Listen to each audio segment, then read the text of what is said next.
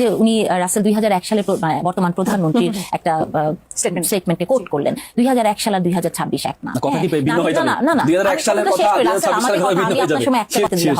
2001 সালের পরেও জামাতে ইসলামী বাংলাদেশে কি করেছে সেটা বুঝতে হবে। হ্যাঁ, জামাতে ইসলামীর ভূমিকাটা কেমন ছিল এবং অনেক কথা, জামাত জোট করে নাই এমন কোন দল নাই, জামাত সবার সাথে জোট করেছে এবং জামাত যুদ্ধাপরাধী, এটাও সবচেয়ে বড় সত্য কথা। যে যখন অতীতমুখিতা, প্রধানমন্ত্রী যে কথা বলেছেন যে আমরা অতীত নিয়ে এত আলোচনা করব না, আমি প্রিটি শিওর প্রধানমন্ত্রী অতীত মানে মুক্তিযুদ্ধকে বলে নাই।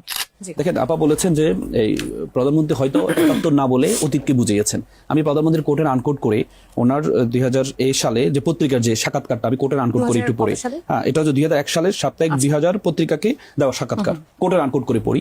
71-এ জামাত হয়তো মনে করেছিল মুক্তিযুদ্ধের ঠিক নয়, এ কারণে হয়তো তারা বিরোধিতা করেছিল। স্বাধীনতার পর জামাতের কোন নেতা কি বলেছে এটাকে আমরা আবার পাকিস্তান নিয়ন্ত্রণ নিয়ে যাব?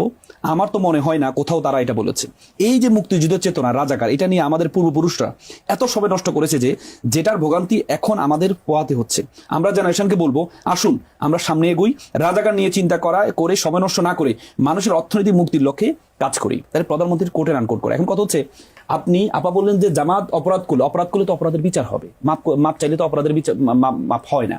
আপনি যে 1973 সালে কোলাবরেটর অ্যাক্ট হয়েছে, দালাল আইন হয়েছে, সেই দালাল আইনে 28টি মামলা হয়েছে, 37,000কে অভিযুক্ত করা হয়েছে। 37,000-এর মধ্যে নট এ সিঙ্গেল পার্সন জামাতের নেতৃবৃন্দ একজনও ছিল না।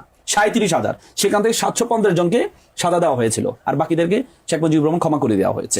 তাহলে এই যে এখন যাদের ধরেন হচ্ছে 24-এ যারা এই করেছে, 24-এর পরে এটা ট্রাইব্যুনাল হলো, এরপর বিচার যারা হচ্ছে, আমরা তো দৃশ্যমান কারা অপরাধ করেছে। তাহলে 71 যদি জামাত এত অপরাধ করে থাকে, যে 37,000 আসামি করা হয়েছে, সেখানে জামাতের নেতৃবৃন্দ কেন ছিল না?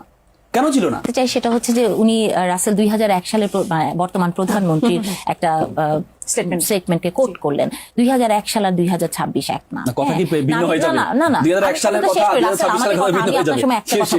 আপনি কথা না বলতে দিলে হবে না। 2001 সালের পরেও জামাতে ইসলামী বাংলাদেশে কি করেছে সেটা বুঝতে হবে। হ্যাঁ, জামাতে ইসলামীর ভূমিকাটা কেমন ছিল এবং